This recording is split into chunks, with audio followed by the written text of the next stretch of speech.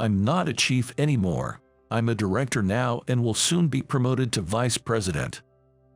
After dropping out of middle school, I landed my first job at a company where my boss constantly looked down on me and eventually fired me. Today is my wedding anniversary with my wife, yet it turned out to be the worst possible reunion. After getting fired, I immediately found another job, but it seems like my condescending former boss still thinks I'm unemployed. If you really insist, I might consider rehiring you at our company. I'll be the executive vice president soon, and I can get you back in. But in return, you must swear loyalty to me. If you promise to do that, I'll give you another chance. Before I could respond, my wife spoke up to my ex-boss, who had made such a ridiculous statement. Well then, it's about time we take you and your company down. She said this with a sly smile. My name is Alex. Now working as a systems engineer. I live happily with my wife, Sarah, and we are about to celebrate our first wedding anniversary. My parents were well off, with my father being an attorney and my mother a homemaker. The reason I use a past tense is that there's a significant event in my past that marks a before and after in my life. This is because when I was in my first year of high school, my family was involved in a car accident, and I was the only one who survived. After the accident, I woke up in a hospital bed only to learn that both of my parents had passed away. Losing my parents all at once, I couldn't accept the reality and secluded myself in my room, losing any motivation to attend school, leading to my dropping out. Unable to maintain the house we had lived in for so long, I eventually had to let it go. Back then, I was unable to do anything and just spent my days in a daze. During such times, Jack, an attorney who was a friend of my father and also Sarah's dad, provided me with a lot of support. Your father was my dearest friend and a great man. Alex, you are very important to me too. Let me help you so you don't face any disadvantages, he said, taking care of various procedures on my behalf. Jack had a daughter, and she was Sarah. Alex, if there's anything I can do to help, just let me know, she said. She looked after me when I was in a state of apathy, taking care of me in various ways. Although Sarah and I used to play together as children because our fathers were friends, we gradually lost touch as we got older due to the natural distance that develops between boys and girls. Reuniting after about 10 years, I barely recognized her and embarrassingly muttered, "Who is this?" But her familiar expressions and smile reassured me, reminding me of the old times. Thanks to the support from Sarah and her family, I was eventually able to recover and start a new life. I am forever grateful to them. To begin my new life, I started looking for a job. Jack suggested, why not return to high school? I can cover the tuition if necessary, there are scholarships available, and there's also the money your parents left behind. However, I had no intention of going back to high school. I was thinking of getting a job for my future livelihood. The profession I aspired to be was an engineer. Although I had other aspirations, my current situation made them unattainable, so I had to give them up. Despite the challenges of job hunting with only a middle school diploma, I was filled with hope when I saw an advertisement on a job site for Belak Company, stating system engineer wanted, beginners welcome, seniors will kindly teach you. It's a homely workplace. Encouraged by these words, I applied to the company. I applied and was thrilled to be hired. But it turned out to be a company with terrible working conditions. Upon joining the company, I was immediately handed a book as thick as a dictionary and told, everything about the job is written in this manual, so look through it and learn. Don't leave until you understand it. I'll never forget that moment.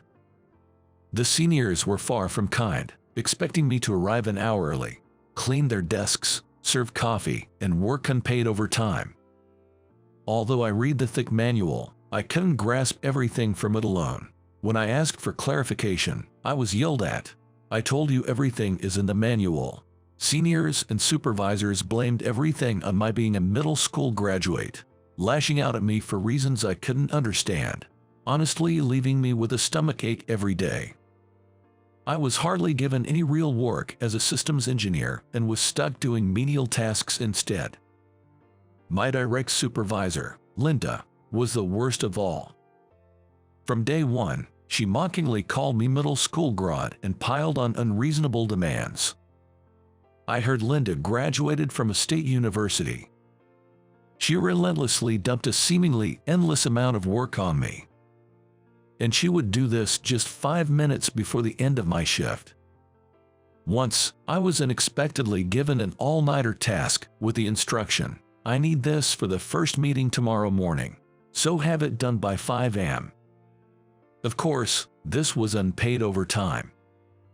Once, I was told, "I want coffee now, make it," so despite being in the middle of work, I hurriedly made and brought the coffee to her.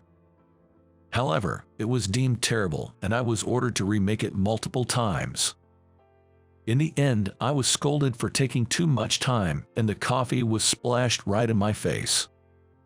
It wasn't hot, so I managed to avoid getting seriously burned, but if it had been, I would have been in serious trouble.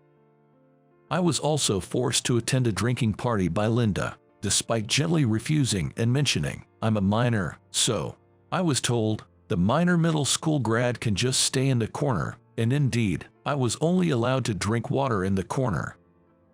When I tried to leave, I was scolded, "Don't you dare leave on your own, middle school grad," and they made sure to collect a party fee from me.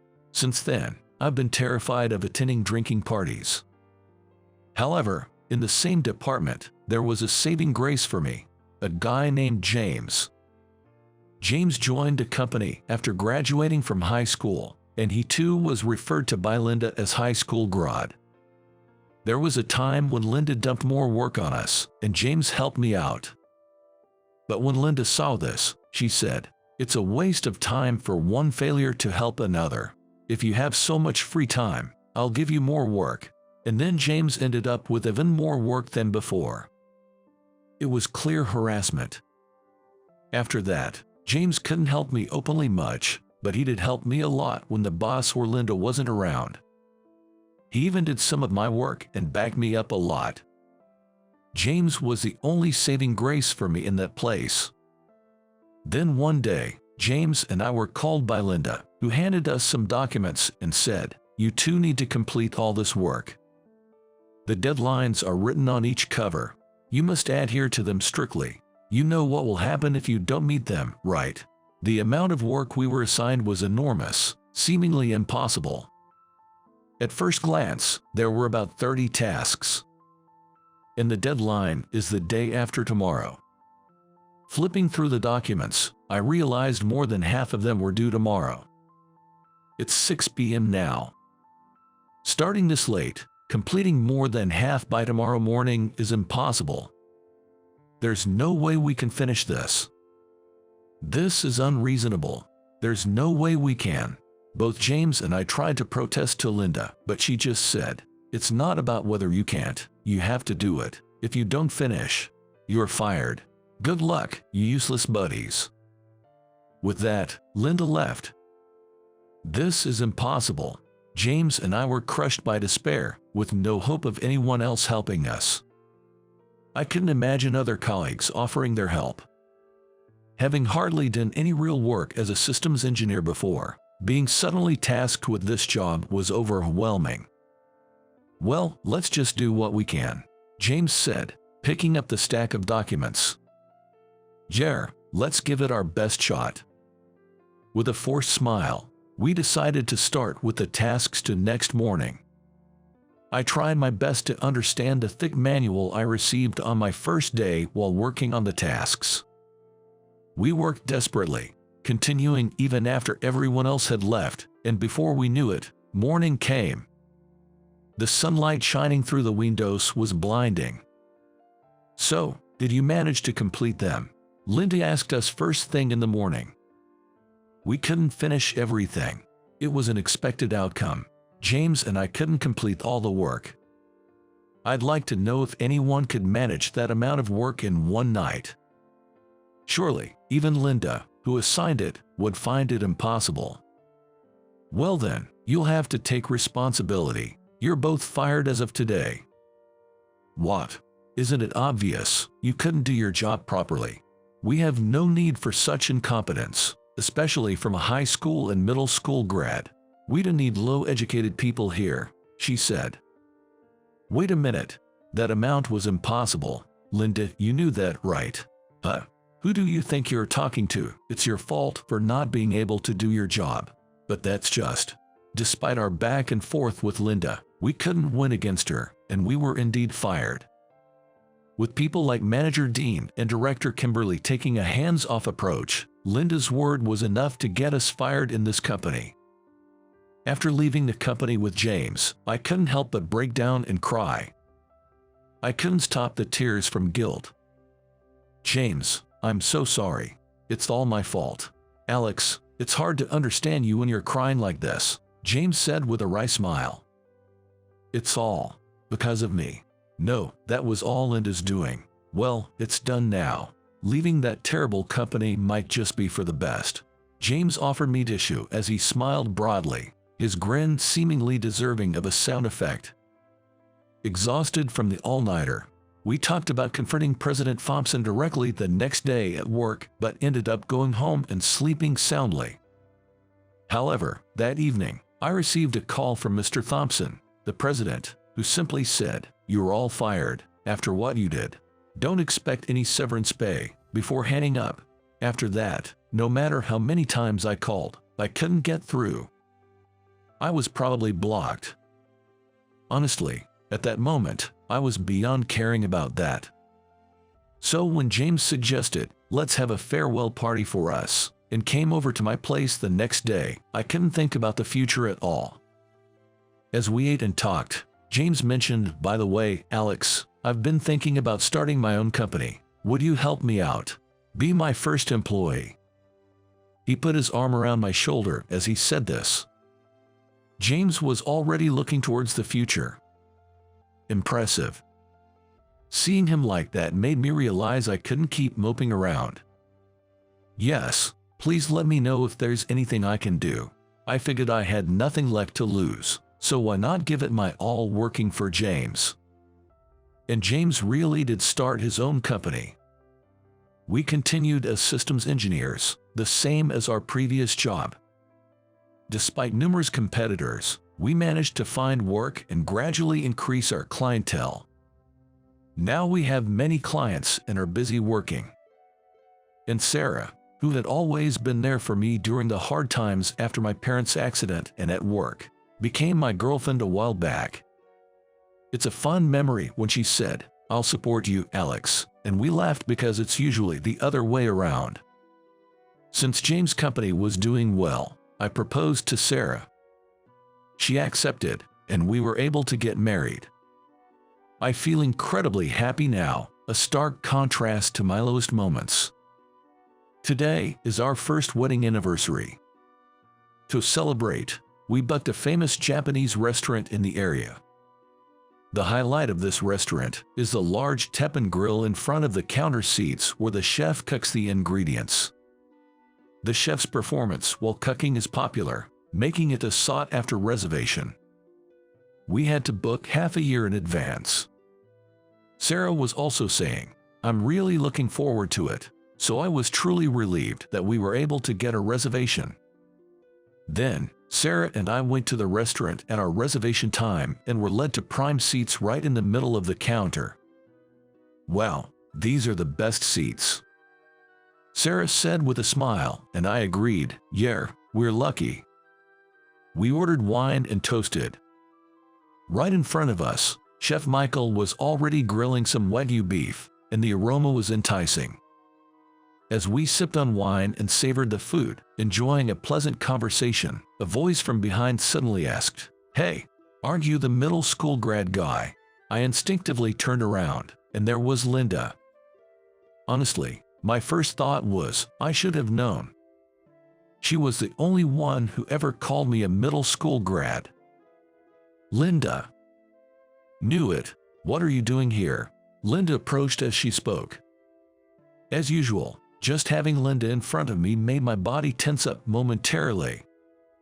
It might as well be considered a reflex. How have you been, Linda? Me. I'm here for a business dinner. I just happened to see a familiar face on my way back from the restroom. Then, Linda's expression turned condescending, and she smirked. As always, the middle school grad looks so gloomy. I'll just ignore her. She'll give up eventually. That's what I decided, and chose to ignore her. I could see Michael grilling abalone now. It looked delicious too. By the way, after you left our company, were you able to find a job anywhere? Though, as a middle school grad, I suppose you hardly have any income, she taunted. Here's your abalone. Please enjoy, the chef interrupted.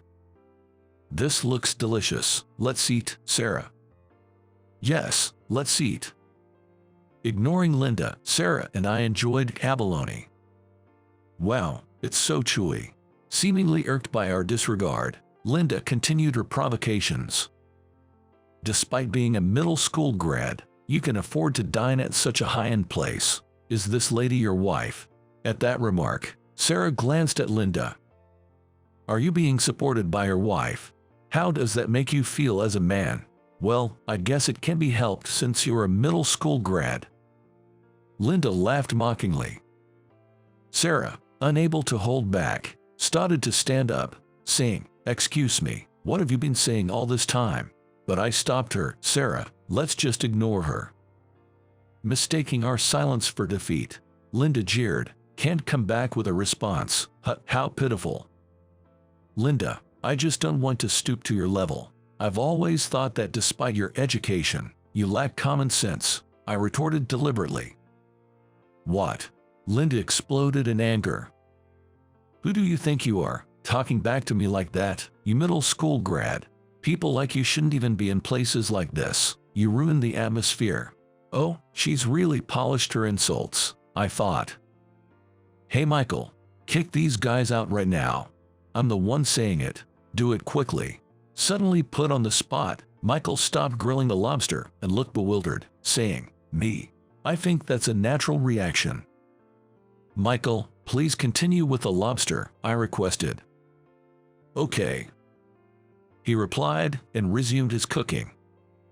The aroma of lobster filled the air.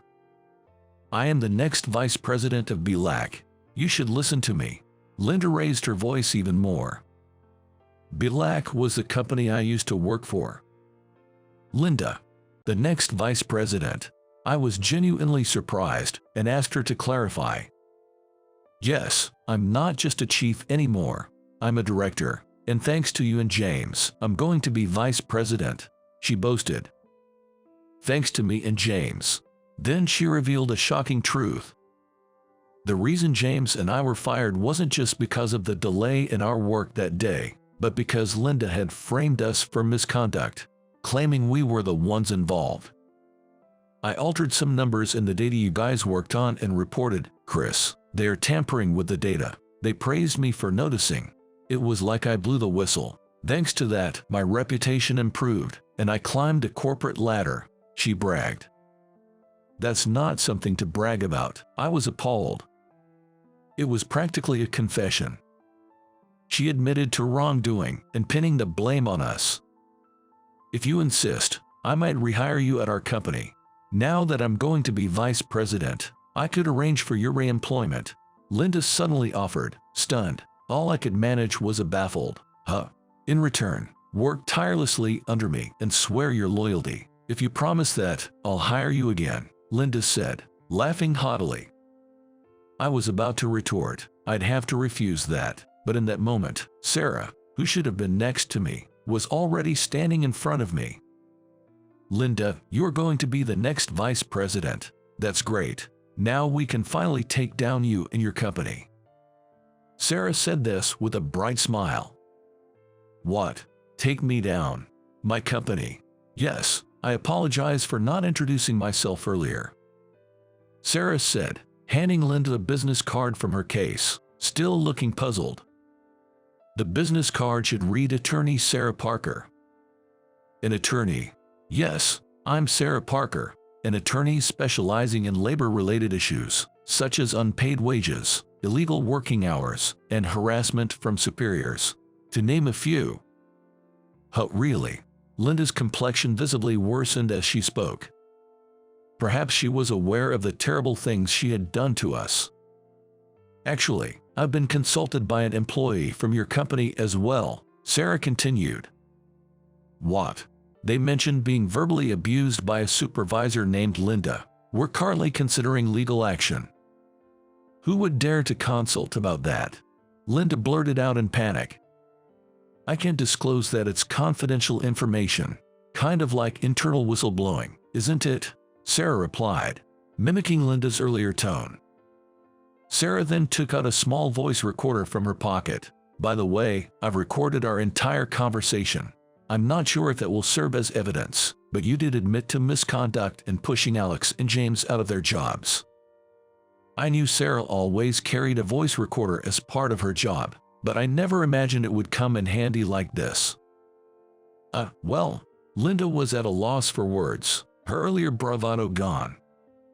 We were considering legal action, as I mentioned earlier, but actually, the documents have already been sent. By now, they should be reaching President Thompson of the company. I wonder if he's turning blue in the face, Sarah said cheerfully. The moment Sarah cheerfully said that, a ringtone blared from Linda's pocket. In a panic, Linda pulled out her cell phone, and her face turned even paler upon seeing the caller ID. Likely Mr. Thompson. Mr. Thompson, are you not going to answer that? Could it be that the documents actually arrived? Teased by Sarah, Linda hesitantly tapped on her cell phone screen. Linda, where are you? Get back to the office now. President Thompson's angry voice was audible to all of us. After that, Linda rushed off somewhere, and Sarah and I resumed our seats. Sorry for the disturbance, Michael, I apologized. No worries, it's been quite an ordeal for you. Shall I continue with the next dish? Michael offered with a friendly smile. We responded with yes please. I couldn't help but wonder about Linda, who claimed to be at the restaurant for a business dinner. I hope she was all right, although it hardly mattered in the grand scheme of things. When I later told James, the president of our current company, about the incident, he laughed. So you finally got back at Linda. I also informed him about Linda's false accusations against us. Seriously, James was astonished. Yes, Sarah recorded her confession, so you can listen to it later, I suggested. That woman, how dare she? James muttered, his eyes filled with anger. Then, James said, Alex, I've been thinking about something. Are you in? That look on his face reminded me of when he first proposed starting a business together. I wondered what he had in mind this time. I'll follow you, James, I responded. James's plan was to buy shares in the company we used to work for and attend the shareholders' meeting to demand the removal of President Thompson and his team. If we explain Linda's misdeeds to the shareholders, don't you think they'll agree to demand Thompson's removal? James speculated. There's a possibility, especially since Linda, who's about to become vice president, has already been reported in legal documents, I agreed. Wasting no time, James and I purchased shares and successfully made contact with the shareholders. We recounted all the things Linda had done to us. We also had plenty to say about Kimberly and Mr. Thompson, who were considering promoting such a person to executive vice president while turning a blind eye to her actions. The fact that an attorney was already involved added credibility to her claims. Many shareholders were appalled by the company's unethical practices. An emergency shareholders meeting was called, resulting in the dismissal of President Thompson and his executives. Our company, led by James as the president, then acquired the company to protect the remaining employees. Linda was ousted and lost her job as a result. After being fired, Linda suddenly showed up at our company one day and said, I was just stressed out working for such a toxic company. That's all it was, just taking it out a little on you juniors, right? You'll forgive me, won't you? I could even consider working at your place, James, and for some reason, She had the audacity to say this from a position of superiority, clinging to James for a chance. But James dismissed her. "Linda, you're just reaping what you sowed," and promptly sent her away. Unable to find employment elsewhere due to her personality, Lindy ended up working at a nightclub, where she reportedly wasn't very successful. Now, I hear she's struggling even to eat, and there are rumors she's working at a construction site. It's understandable that working in such a terrible company would lead to stress. I worked in that environment myself, so I know. But no matter how tough it was, taking it out on others is wrong. What Linda did to us was definitely harmful. I hope someday she realizes that. "Sarah, thank you so much," I said to her, grateful that the issue with Linda and the company was finally settled. "I always seem to be relying on you, Sarah. It makes me feel a bit pathetic," I said, chuckling. "Not at all. You're not pathetic," Sarah reassured me with a smile. "It's because of you that I am who I am today. Because of me. You might not remember this, but..." Sarah then shared a story from when we were in elementary school. Sarah had been harassed by her classmates when she was in elementary school. The harassment began over something trivial. Her classmates found out her father was an attorney. Sarah's family must be rich. That's why she acts so high and mighty. Somehow, such talk spread around the class, and attitude towards Sarah worsened.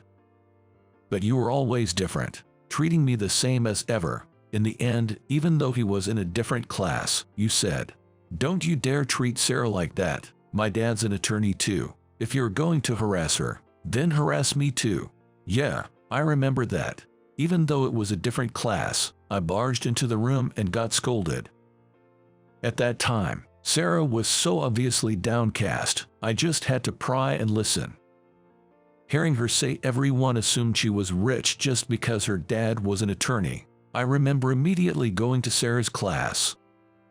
"The day after you stood up for me, the bullying started to decrease, and eventually, it stopped altogether. Because of you. I wanted to become someone who could stand up to wrongdoing, which led me to pursue law," Sarah said, blushing. I felt embarrassed too, hearing her say that. "Maybe that's because of my dad," I suggested. "Your dad? Yeah, he was also an attorney, right? He always stood firm against what was wrong. Maybe his influence rubbed off on me. My dad lived by the creed, be fair, just, and uphold righteousness, and that motto was framed in his study. I guess I was full of a sense of justice because of my dad," I mused. "I admired that about you, Alex. That's why I wanted to be there for you, especially after your parents' accident," Sarah shared. I didn't know that. I don't remember much from that time. But I clearly remember being supported by Sarah and Jack. But it really frustrated me to see Alex, who had finally got back on his feet, suffering in such a toxic company. I wanted to do something to help.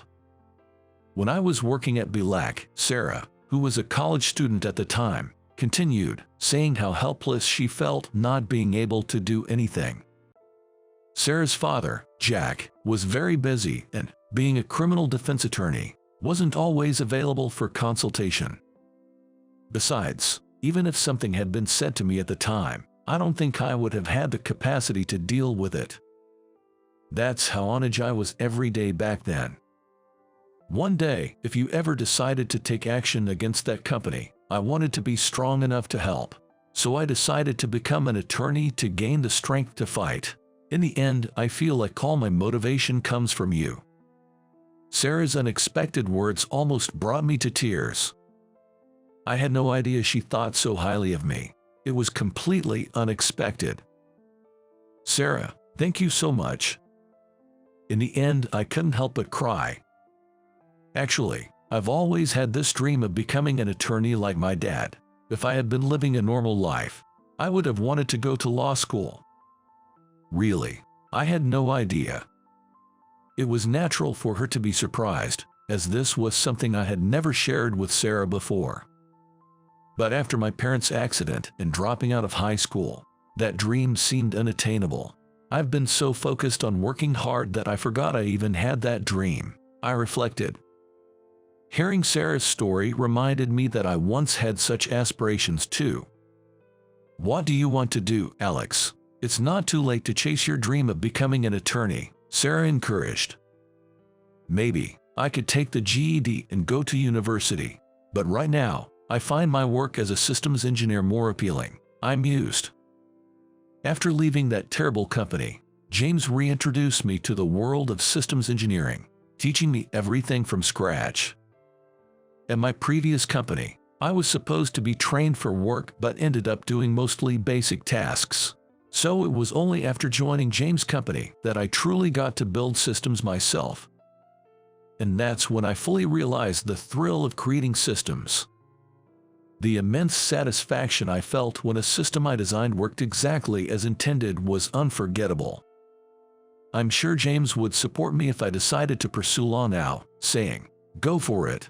He's that kind of a supportive person. But the truth is, I want to support James, who has always been there for me. Moreover, I take great pride in my work as a systems engineer. So, I'll carry on with your dream of being an attorney, Alex, and continue to make strides forward, Sarah said with a laugh. Jer, keep shining for both of us, I responded, laughing along. Our company, under James' leadership, has grown significantly since acquiring our former employer. We work every day with a motto, not to achieve results through overwork, but to work comfortably and enable each person to maximize their potential. Tom, who joined us from that company, was astonished by this philosophy, exclaiming, "We don't have to overdo it." Upon hearing that, James said, "I definitely don't want you to overdo it. Nobody would be happy with that," which brought me to tears. Apparently, he had been getting by on energy drinks every day.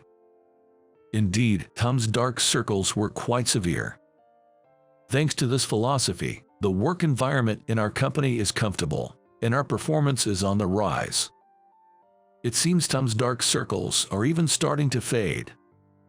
I'm determined to continue working hard to support James. I feel blessed by the people around me throughout my life. Sarah, James, my parents, and Jack, they've all been my support. Despite encountering someone like Linda, I've lived honestly without straying onto the wrong path. I believe that's why I'm not facing an end like Linda's. They say that others are a mirror reflecting oneself. I believe that when you do good things for others, good things will surely come back to you. Conversely, if you do bad things will return to you. I'm reminded once again of my desire to be sincere with everyone I encounter.